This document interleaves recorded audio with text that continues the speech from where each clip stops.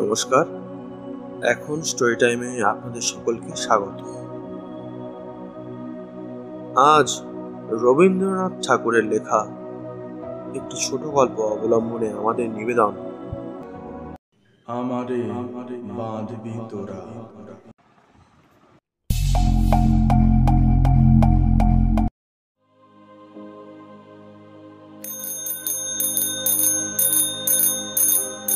সদর দরজার কাছে লাফ দিয়ে নেমে পড়লেন ইন্সপেক্টর বিজয়বাবু। গায়ে ছাটা কুর্তা, কোমরে কোমর বন্ধ, হাফ প্যান্ট পরা, একটা কেজো লোকের তাপড়।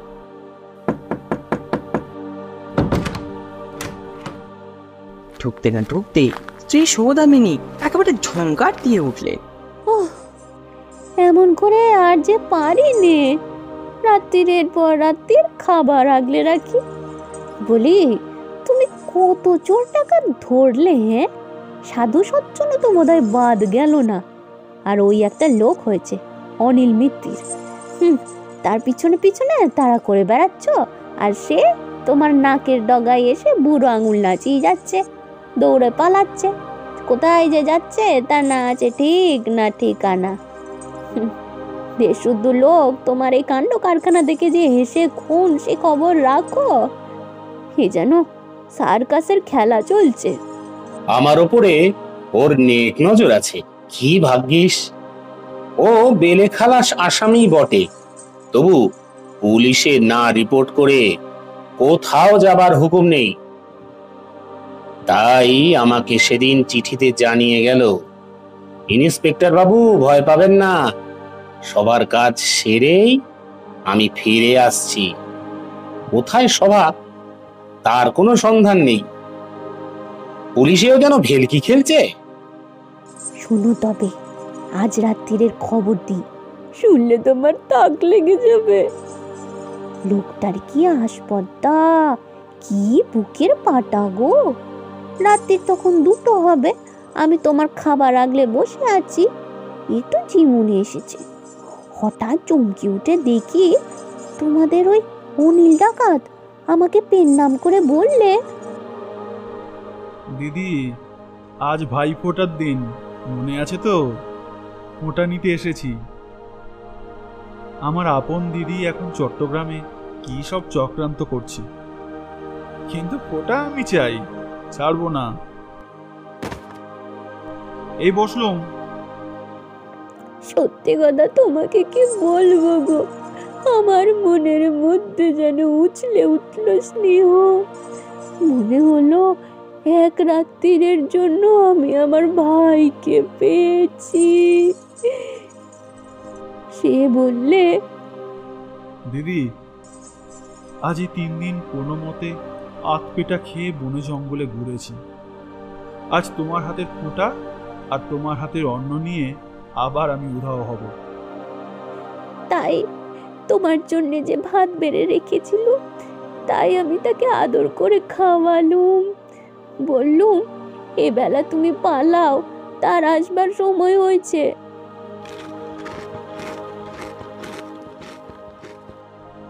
না না না, কোনো ভয় নেই।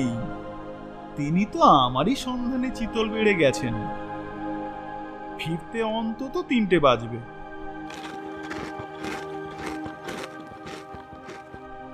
আমি ততক্ষণে রয়ে বসে তোমার পায়ের ধুলো নিয়ে যেতে পারবো। তোমার জন্য যে সাজা পান ছিল, সেটা টপ করে মুখে তুলে নিলে। ইন্সপেক্টর বাবু হাভানা চুরুট খেয়ে থাকেন, তারই একটা আমাকে দাও দিদি। আমি খেতে খেতে যাব। যেখানে আমার দলের সব লোক রয়েছে, তারা আজ সভা করবে, বুঝলে তো? তোমাদের ওই ডাকাত কো আমাকে অনায়াসে নির্ভয়ে সেই জায়গাটার নাম বলে দিলে। নামটা কি শুনতে পারি কি? তুমি এমন প্রশ্ন আমাকে জিজ্ঞেস করলে, এর থেকে প্রমাণ এই হয় যে তোমাদের ওই ডাকাত আমাকে চিনেছিল, কিন্তু তুমি আজও আমাকে চেনোনি। যাই হোক, আমি তাকে তোমার বহু শখের একটি হাবানা চুরুট দিয়ে দিয়েছি। সে জ্বালিয়ে দিব্যি সুস্থ মনে পায়ের ধুলোটি নিয়ে চুরুট ফুঁকতে ফুঁকতে চলে গেল। বিজয় বসেছিলেন, লাফ দিয়ে উঠে বললেন, বলো, সে কোন দিকে গেল? কোথায় তাদের সভা হচ্ছে? সদা উঠে ঘাড় বেঁকিয়ে বললে, কি এমন কথা তোমার মুখ দিয়ে বের হলো? আমি তোমার স্ত্রী হয়েছি বলে পুলিশের চরের কাজ করব তুমি ভাবলে কি করে? হ্যাঁ, তোমার ঘরে এসে আমি যদি ধর্ম খুইয়ে বলি তবে তুমি বা আমাকে বিশ্বাস করবে কি করে শুনি? হ্যাঁ, ইন্সপেক্টর চিনতেন তার স্ত্রীকে বেশ ভালো করে। খুব শক্ত মেয়ে, এর জেদ কিছুতেই নরম হবে না। হতাশ হয়ে বসে নিঃশ্বাস ফেলে বললেন, হায় রে, এমন সুযোগটাও কেটে গেল। বসে বসে তার নবাবী ছাদের গোচরটাতে বেশ তা দিতে লাগলেন। তার ফুঁসে উঠলেন অধৈর্যে। তার জন্য তৈরি দ্বিতীয় দফার খিচুড়ি তার মুখে কিছুতেই উঠল না।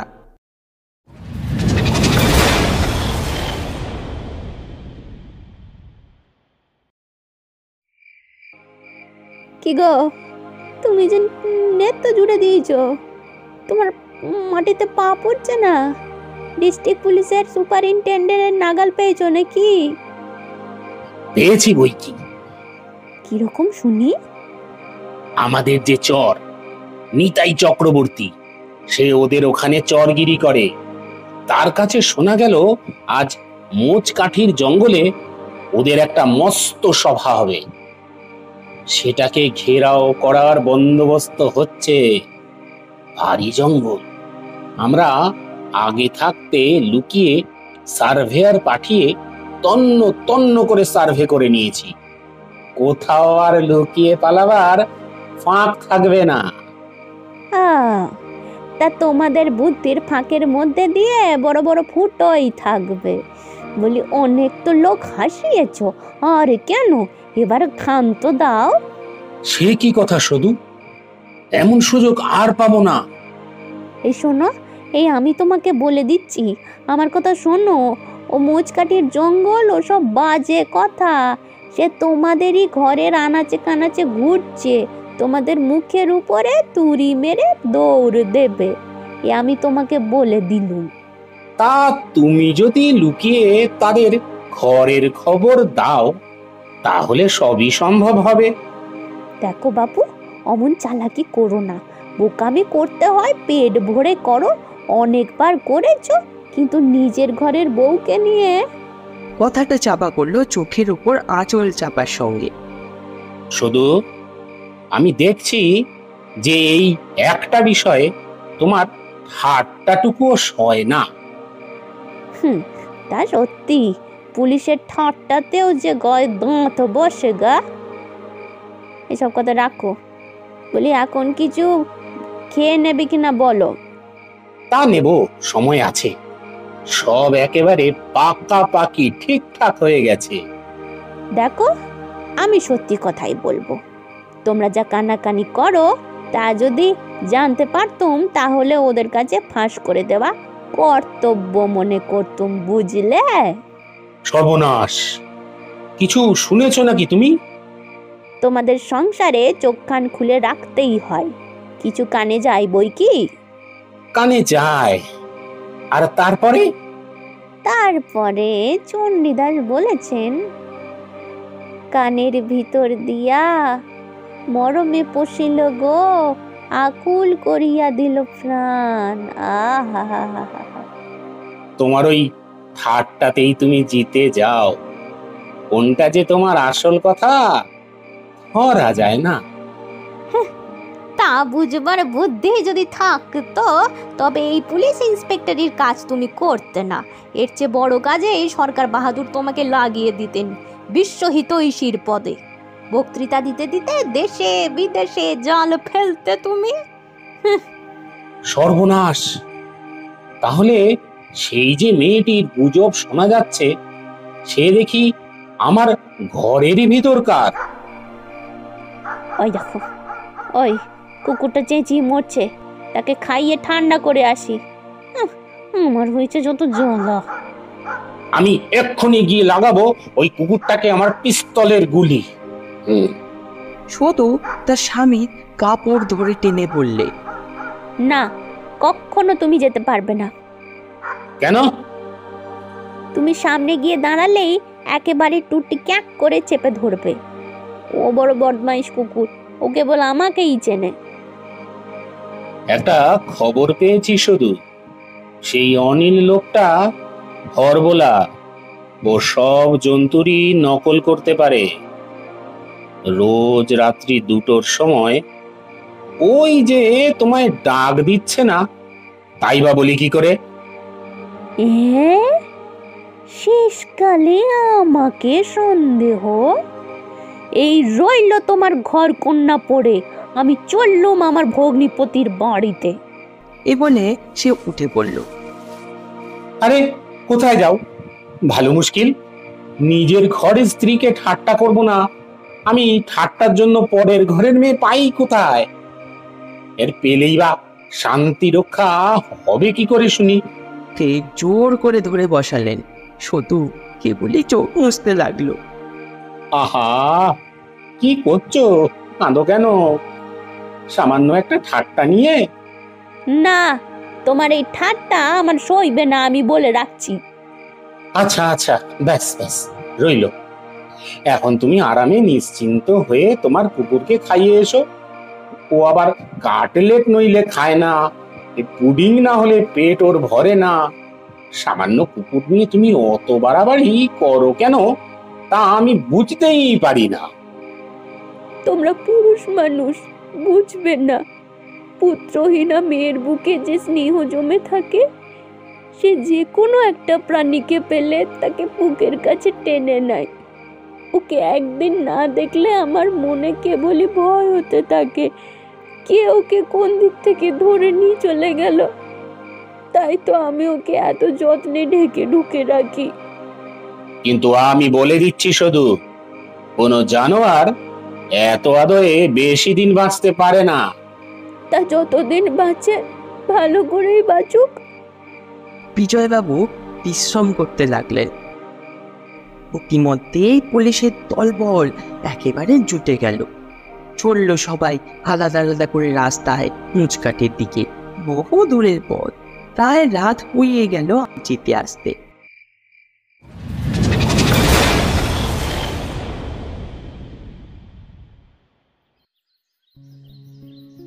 পরের দিন বেলা 7টার সময় মুখ শুকিয়ে ইন্সপেক্টর বাড়িতে এসে কেদারাটার উপরে ধপাস করে বসে পড়লেন। শুধু বড় ফাঁকি দিয়েছে, তোমার কথাই সত্যি। পুলিশের লোক ঘেরাও করলে বন, সে বনে জনমানব নেই। হই হই লাগিয়ে দিলে, চিৎকার করে বলতে লাগলে, কোথায় আছো? বের হও, নইলে আমরা গুলি চালাবো। অনেকগুলো ফাঁকা গুলি চলল, কোনো সাড়া নেই। পুলিশের লোক খুব সাবধানে বনের মধ্যে ঢুকে তল্লাশ করলে। তখন ভোর হয়ে এসেছে। রব উঠল, ধর সেই নিতাইকে, বদমাশকে।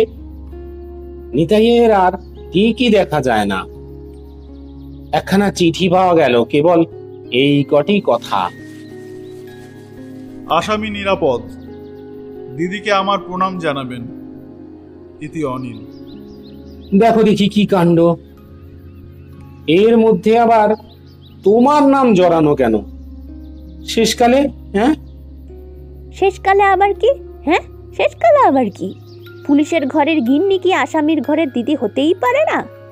সংসারের সব সম্বন্ধই কি ওই ওই তোমাদের সরকারি খামের ছাপ মারা?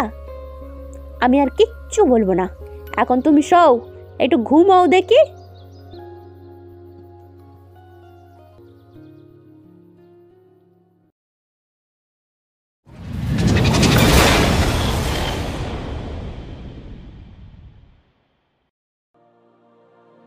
ঘুম ভাঙলো তখন বেলা দুপুর। স্নান করে মধ্যাহ্ন ভোজনের পর বিজয় বসে বসে বেশ পান চিবোতে লাগলেন।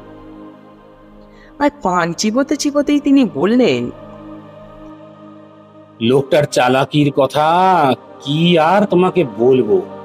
ও ও দলবল নিয়ে চারদিকে প্রোপাগান্ডা ছড়িয়ে বেড়াচ্ছে ও ভোর রাত্রিরে কুম্ভক যোগ করে শূন্যে আসন করে। এটা নাকি অনেকের স্বচক্ষে দেখা। গ্রামের লোকের বিশ্বাস জন্মিয়ে দিয়েছে ও একজন সিদ্ধ পুরুষ, বাবা ভোলানাথের চিহ্নিত। ওর গায়ে হাত দেবে হিন্দুর ঘরে আজ এমনও কোনো লোক নেই। তারা আপন ঘরের দাওয়ায় ওর জন্য খাবার রেখে দেয়, রীতিমতো নৈবেদ্য। সকালবেলা উঠে দেখে তার কোনো চিহ্ন নেই। হিন্দু পাহারাওয়ালা তো ওর কাছেই ঘেঁষতে চায় না। একজন দারোগা সাহস করে হিজলাকান্দির দাঙ্গার পরে ওকে গ্রেপ্তার করেছিল। হপ্তা খানেকের মধ্যে তার স্ত্রী বসন্ত হয়ে মারা গেল। এরপরে আর প্রমাণের অভাব রইল না। সেই জন্য এবারে যখন মোচকাঠিতে ওর কোনো সাড়া পাওয়া গেল না, পাহারাওয়ালারা ঠিক করলে যে ও যখন খুশি আপনাকে লোপ করে দিতে পারে। ও তার একটি সাক্ষীও রেখে গেছে। একটা জলা জায়গায় পায়ের দাগ দেখা গেল, 2 হাত অন্তর এক একটি পদক্ষেপ, 1.5 হাত লম্বা। হিন্দু পাহারাওয়ালারা সেই পায়ের দাগের উপরে ভক্তি ভরে লুটিয়ে পড়ে আর কি। এই লোককে সম্পূর্ণ মন দিয়ে ধরপাকড় করা শক্ত হয়ে উঠছে। ভাবছি মুসলমান পাহারাওয়ালা আনাবো, কিন্তু দেশের হাওয়ার গুণে মুসলমানকে যদি ছোঁয়াচ লাগে তবে আরো সর্বনাশ হবে। খবরের কাগজওয়ালারা মোচকাঠিতে সংবাদদাতা পাঠাতে শুরু করলে কোন পলাতকার এই লম্বা পা তা নিয়ে অনেকক্ষণ আলোচনা হলো। এখন এই লোকটাকে কি করা যায় তাই ভাবছি। এই কিছুদিন বেলে খালাস পেয়েছিল, সেই সুযোগে দেশের হাওয়ায় যেন গাঁজার ধোঁয়া লাগিয়ে দিলে। এদিকে পেছনে প্রোপাগান্ডা চলছেই, নানা রকম ছায়া নানা জায়গায় দেখা যায়। এক জায়গায় মহাদেবের একগাছি চুল পাওয়া গেছে বলে আমার এক ভক্ত কনস্টেবল অত্যন্ত গদগদ হয়ে উঠেছে। সেটা যে সোনের দড়ি সে কথা বিচার করার সাহসী হলো না। কদিনের মধ্যে চারদিকে একেবারে গুজবের ঝড় উঠে গেল।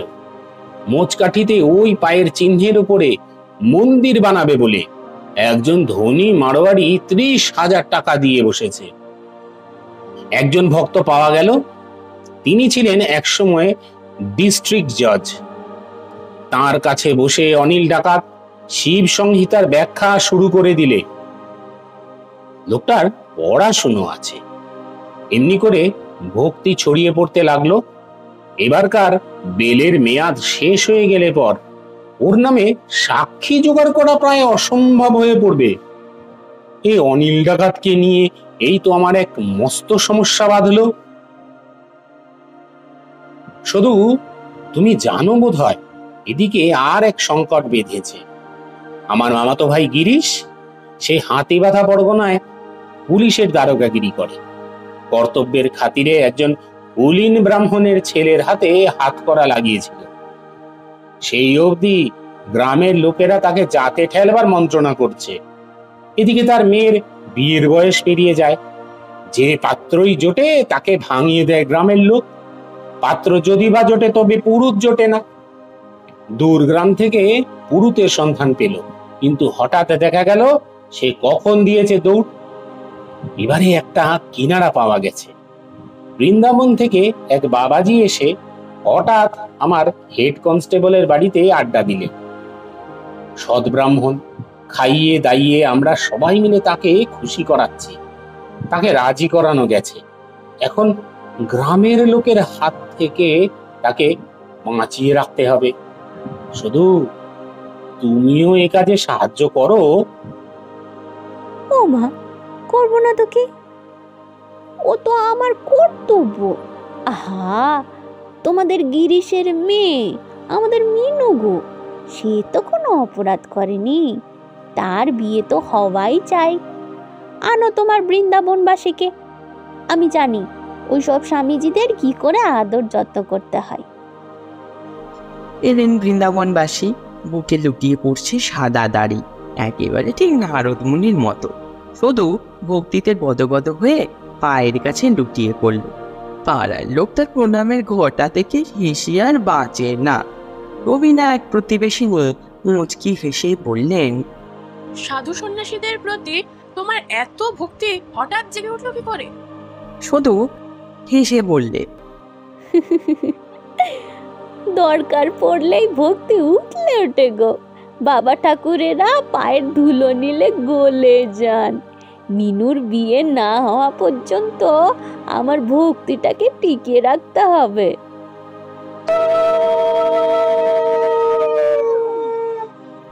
এদিকে ঘন ঘন শাক বেজে উঠল। অনুর সঙ্গে বড় আসার শব্দ এলো চারিদিক থেকে। অনেকে একটি চেনি জড়ানো পুটুলির মতো করে এ দল নিয়ে এলো ছাদনা তলায়। নির্বিঘ্নে কাজটি সমাধা হলো। বরকনে বাবাজিকে প্রণাম করে অন্দরে যাবার জন্য উঠে দাঁড়াল। তখন বাবাজি আশীর্বাদ শেষ করে সবাইকে বললেন, মশাই, আমার খবরটা এবারে দিয়ে যাই। পুরুতের কাজ আমার পেশা নয়। আমার যা পেশা সে আপনার সমস্ত দারোগা কনস্টেবলদের ভালো করেই জানা আছে। এখন আপনাদের পুরুতের দক্ষিণা দেবার সময় এসেছে। সে পর্যন্ত আমার আর সবুর সইবে না। অতএব আপনারা বিদায় করবার আগেই এই আমি বিদায় নিলাম। এই বলে সন্ন্যাসী সকলের সামনে দাড়ি গোফ ফেলে দিয়ে 3 লাফে চণ্ডী মণ্ডপের পাঁচিল ডিঙিয়ে উঠাও। সবার লোকেরা এদিকে হাঁ করে চেয়ে রইল। বিজয়বাবুর মুখে তো কোনো কথাই নেই। বিয়ের ভোজ শেষ হয়ে গেছে। পাড়া পড়শি গেছে যে যার ঘরে। বরবধূ বাসর ঘরে বিশ্রাম নিচ্ছে। শুধু স্বামীকে বললে, তুমি কি ভাবছো কি? হ্যাঁ, যেমন করেই বা হোক কাজ তো উদ্ধার হয়ে গেছে গো। সন্ন্যাসী উদাও হয়ে গিয়ে তোমাদেরই তো কাজ হালকা করে দিয়ে গেল। এখন বাসি বিয়ের আয়োজন করতে হবে। চোর ডাকাতের পিছনে সময় নষ্ট করো না তো। কিন্তু সেই মেয়েটির কোনো খোঁজ পেলে কি? দুঃখের কথা বলবো কি, এখন একটি মেয়ের জায়গায় রোজ আমার থানার সামনে 25টি মেয়ের আমদানি হচ্ছে, চাল কলা নৈবেদ্য নিয়ে। এখন কোনটি যে কে খোঁজ করা শক্ত হয়ে উঠলো। ওমা, সে কি? তোমার দরজায় এত মেয়ের আমদানি তো ভালো নয়। ওখানে তুমি কি বাবাজি সেজে বসেছো নাকি? না, লোকটার চালাকির কথা শোনো একবার, অবাক হবে। একদিন হঠাৎ কিষানলাল এসে খবর দিলে অফিসের সামনের রাস্তায় একটি পাথর বেরিয়েছে। তার গায়ে পাড়ার মেয়েরা এসে সিঁদুর লাগাচ্ছে, চন্দন মাখাচ্ছে। কেউ চাইতে এসেছে সন্তান, কেউ স্বামী সৌভাগ্য, কেউ আমারই সর্বনাশ। এই ভিড় পরিষ্কার করতে গেলেই খবরের কাগজে মহা হাউমাউ করে উঠবে যে এবার হিন্দু ধর্ম গেল। আমার হিন্দু পাহারাওয়ালারাও তাকে 5 শিকা করে প্রণামী দেয়। ব্যবসা খুব জমে উঠল। টাকাগুলো কে আদায় করছে অবশেষে সেটার দিকে নজর পড়ল। একদিন দেখা গেল না আছে পাথরটা, না আছে টাকার থালা। আর সেই পাগলা গোছের লোকটা, সেও তার সাজ বদলে কোথায় যে গা ঢাকা দিল সে সম্বন্ধে নানা অদ্ভুত গুজব শোনা যেতে লাগলো। মুশকিলেই হিন্দু ধর্মের পাহারাওয়ালারা হাঙ্গার স্ট্রাইকের ভয় দেখাতে থাকে। এই নিয়ে যদি শান্তিভঙ্গ হয় তাহলে আবার সকলের কাছে আমাকে জবাবদিহি করতে করতে প্রাণ বেরিয়ে যাবে। এখন কোন দিক সামলাই? আর এক উৎপাত ঘটেছে। একদিন ছেদিলাল এসে পড়লো পুলিশের থানার দরজায় দড়াম করে। হাউমাউ করে সে বললে যে ভোলানাথের 1 সিংওয়ালা ভৃঙ্গি বাবা ষাঁড়ের মতো গর্জাতে গর্জাতে এসে তাকে তাড়া করেছিল। সে তো কাজ ছেড়ে দিয়ে চলে গেছে সন্ন্যাসী হয়ে, গাছতলায় বসে বসে গাঁজা খাচ্ছে। এখনো লোক পাওয়া শক্ত হয়েছে। আর ওর সঙ্গে আমরা পেরে উঠিনি, কেননা মেয়েরা ওর সহায়।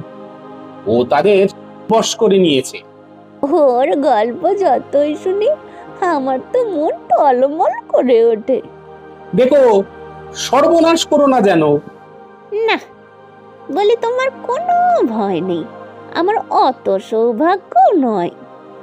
মেয়েদের চাতুরি দিয়ে ঘর কন্যা চালাতে হয়, সেটা দেশের সেবায় লাগালে ওই স্ত্রী বুদ্ধির 16 আনা কাজে লাগতে পারে। পুরুষেরা বোকা, তারা মেয়েদের বলে সরলা অবলা। ওই নামের আড়ালেই আমরা সাধ্যিপনা করে থাকি, আর ওই খোকার বাবারা মুগ্ধ হয়ে যায়।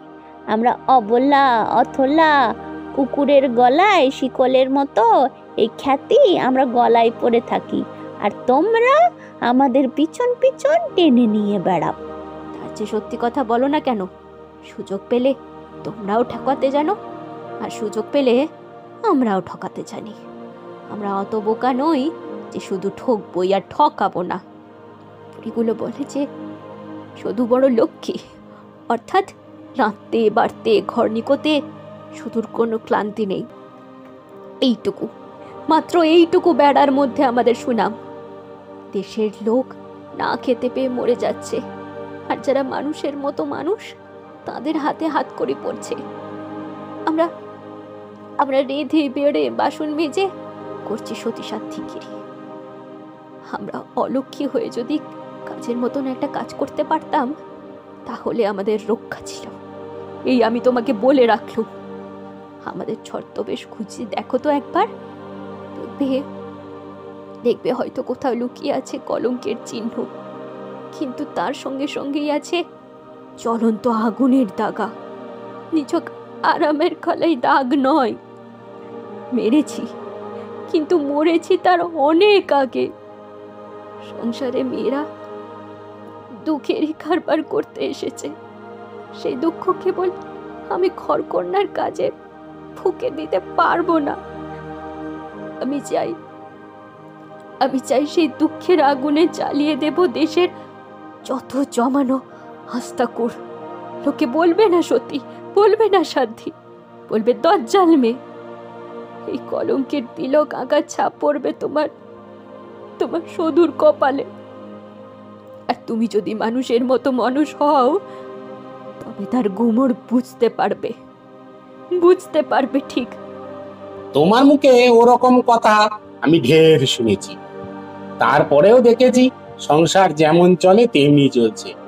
মাঝে মাঝে মন খোলসা করা দরকার, তাই শুনি আর হাভানা চুরুট টানি।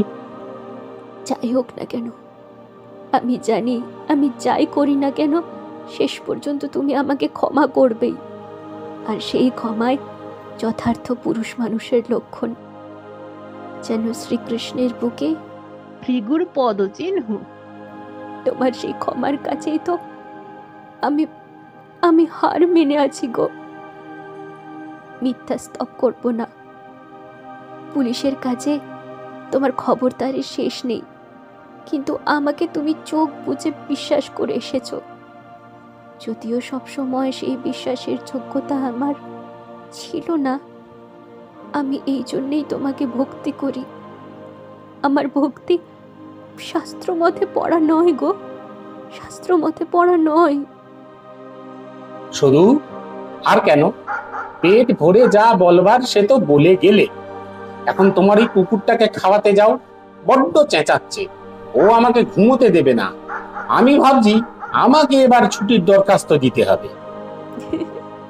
তুমি ইন্সপেক্টরি ছেড়ে দিয়ে গাছতলায় বাবাজি সেজে বসো, তোমার আয় বেড়ে যাবে, আর আমিও তার কিছু বকরা পাবো। এই সবটাতেই তুমি যেমন নিশ্চিন্ত হয়ে থাকো, আমার ভালো লাগে না। ও আমার স্বভাব। তোমার খুনি ডাকাতদের জন্য আমি চিন্তা করতে পারবো না। একা তোমার চিন্তাতেই আমার দিন চলে গেল। সমস্ত দেশের লোকের হাসিতে যোগ না দিয়ে আমি কি করব বলো দেখি? তোমার এই পুলিশের থানায় স্বদেশীদের নিয়ে অনেক চোখের জল বয়ে গেছে। এতদিনের লোকেরা একটু হেসে বাঁচছে, এই জন্যই অনিল বাবুকে সবাই 2 হাত তুলে আশীর্বাদ করছে, তুমি ছাড়া। আমি দুশ্চিন্তার ভান করে কি করব বলো দেখি?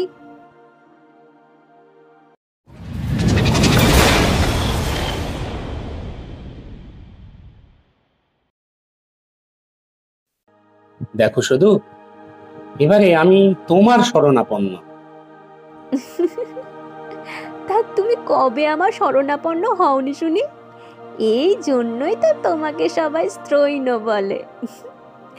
দু জাতের স্ত্রৈণ আছে, একদল পুরুষ স্ত্রীর জোরের কাছে হার না মেনে থাকতে পারে না, তারা কাপুরুষ। আর একদল আছে যারা সত্যিকারের পুরুষ, তাই তারা স্ত্রীর কাছে অসংশয়ে হার মেনেই নেয়। তারা অবিশ্বাস করতেই জানে না, কেননা তারা বড়। এই দেখো না, আমার কত বড় সুবিধে, তোমাকে যখন খুশি যেমন খুশি ঠকাতে পারি। তুমি চোখ বুঝে সব নাও।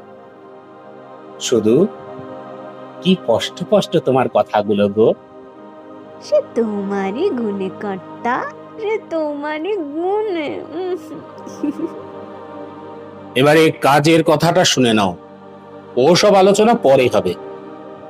এবারে একটা সরকারি কাজে তোমার সাহায্য চাই, নইলে আমার আর মান থাকে না। পুলিশের লোকরা নিশ্চয়ই জেনেছে এই কাছাকাছি কোথায় এক জায়গায় একজন মেয়ে আছে। সেই এখানকার খবর কেমন করে পায় আর ওকে সাবধানে চালিয়ে নিয়ে বেড়ায়। সে আচ্ছা জাহাবাজ মেয়ে। ওরা বলছে সে এই পাড়ারই কোনো বিধবা মেয়ে। যেমন করে হোক তার সন্ধান নিয়ে তার সঙ্গে তোমাকে ভাব করতে হবে। বোঝো কাণ্ড, শেষকালে আমাকেও তোমাদের চরের কাজে লাগবে। আচ্ছা আচ্ছা আচ্ছা, ঠিক আছে, তাই হবে। মেয়েকে দিয়ে মেয়ে ধরার কাজে লাগা যাবে, নইলে তোমার মুখ রক্ষা হবে না। আমি এই ভার নিলুম, 2 দিনের মধ্যে, হ্যাঁ 2 দিনের মধ্যে সমস্ত রহস্য ভেদ হয়ে যাবে। পরশু হলো শিবরাত্রি। খবর পেয়েছি ওই অনিল ডাকাত সিদ্ধেশ্বরী তলার মন্দিরে জপ তপ করে রাত কাটাবে। তার মনে তো ভয় ডর কোথাও নেই। এদিকে ও ভারী ধার্মিক কিনা, তাই ও মেয়েটা থাকবে তার কিরকম তান্ত্রিক মতের স্ত্রী হয়ে। শোনো, তোমরা পুলিশের লোক আড়ালে আড়ালে থেকো, কেমন? আমি ধরে দেব, কিন্তু রাত 1টার আগে যেও না। আরে তাড়াহুড়ো করলে সব ফসকে যাবে।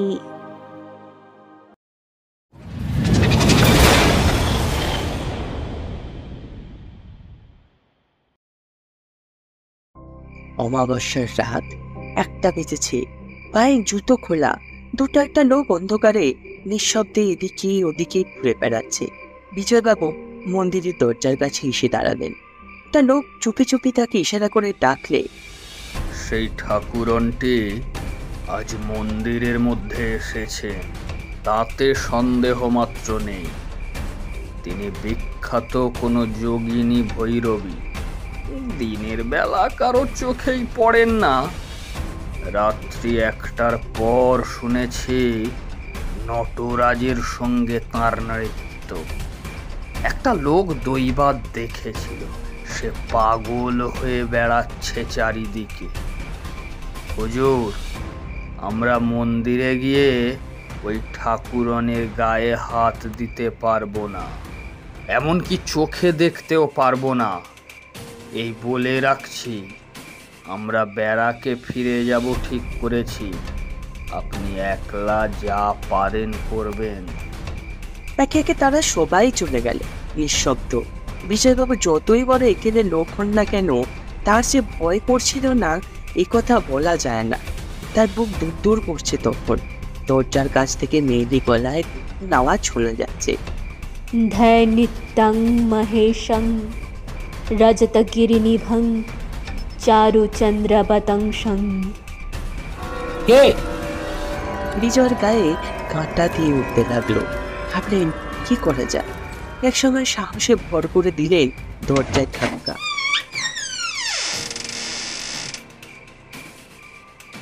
ভাঙা দরজাটা খুলে গেল। ভিতরে একটা মাটির প্রদীপ মিটমিট করে চলছে। দেখলেন শিবলিঙ্গের সামনে তার স্ত্রীর হাত জোর করে বসে, আর অনিল এক পাশে পাথরের মূর্তির মতো দাঁড়িয়ে। নিজের স্ত্রীকে দেখে সাহস হলো মনে। শুধু অবশেষে তোমার এই কাজ? হ্যাঁ, আমি সেই মেয়ে যাকে তোমরা এতদিন ধরে খুঁজে বেড়াচ্ছ। নিজের পরিচয় দেব বলেই আজ এসেছি এখানে। তুমি তো জানোই আমাদের দেশের দুই পাত, দুই একজন সত্যিকারের পুরুষ দেখা দেয় মাত্র, আর তোমাদের একমাত্র চেষ্টা এদের একেবারে নির্জীব করে দিতে। আমরা দেশের মেয়েরা যদি এসব সুসন্তানদের আপন প্রাণ দিয়ে রক্ষা না করি, তবে আমাদের নারী ধর্মকে ধিক। তোমরা অগোচরে নানা কৌশলে এতদিন ধরে এই কাজ করে এসেছো। আমরা অনেক রকমের এই কাজ করে এসেছি, যার কোনো হুকুম কখনো ঠেলতে পারিনি। সকলের চেয়ে কঠিন আজকের এই হুকুম, এও আমাকে মানতে হবে। আমার দেবতাকে আজ তোমার হাতেই ছেড়ে দিয়ে আমি সরে দাঁড়াবো। আমি জানি আমার চেয়ে অনেক বড় রক্ষক তার মাথার উপরে আছে।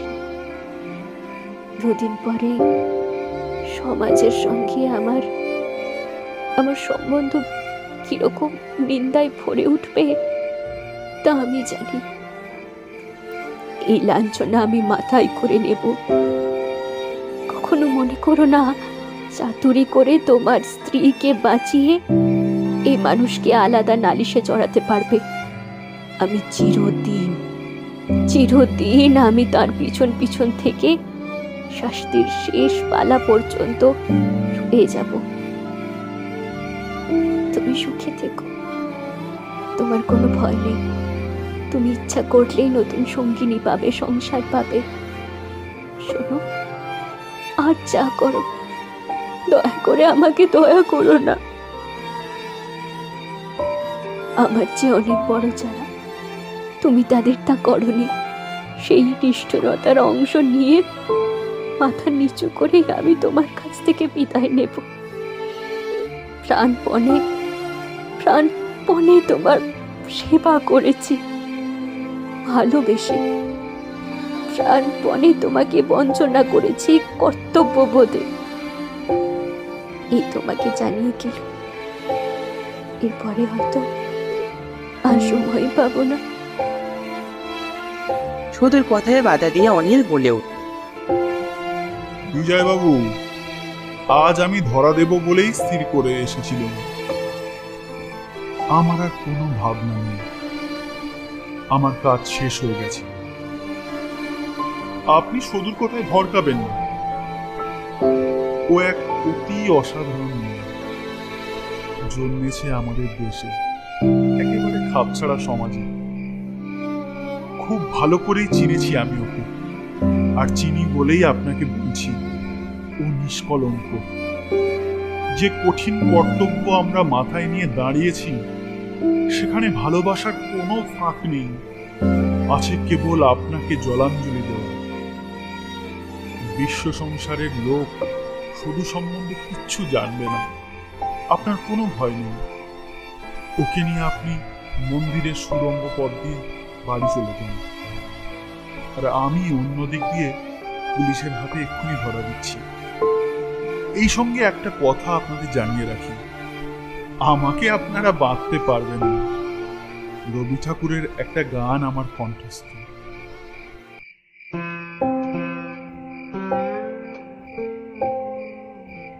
আমারে বাঁধবি তোরা, সেই বাঁধন কি তোদের আছে? আমারে বাঁধবি তোরা, আমি যে বন্দি হতে সন্ধি করি সবার কাছে। আমারে বাঁধবি তোরা।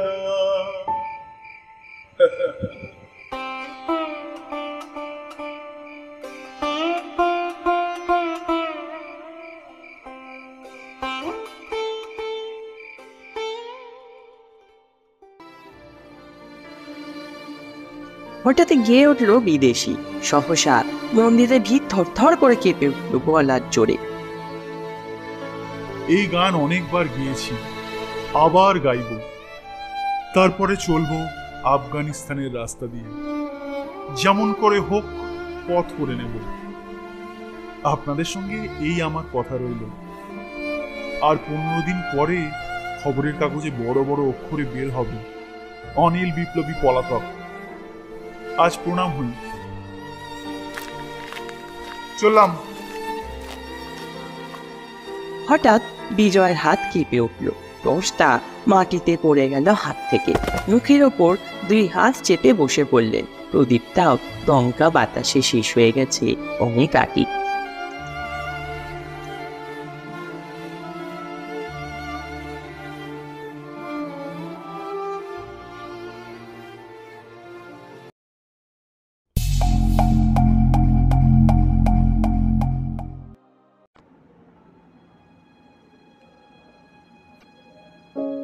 আজকে শ্রুতি গল্পের নাট্যরূপ ও পরিচালনায় রয়েছেন জয়দীপ গঙ্গোপাধ্যায়। বিভিন্ন চরিত্রে রয়েছেন ঘটকের ভূমিকায় অভিষেক ব্যানার্জি, ইন্সপেক্টর বিজয়ের ভূমিকায় শান্তনু দে, সৌদামিনীর চরিত্রে শুভ স্বপ্না মুখোপাধ্যায়, জনৈক পুলিশকর্মী রাজা সর্দার, প্রবীণ মহিলা অনুজা গাঙ্গুলি এবং বিপ্লবী অনিলের ভূমিকায় জয়দীপ গাঙ্গুলি। পোস্টার ও আবহ জয়পুর ক্রিয়েশন।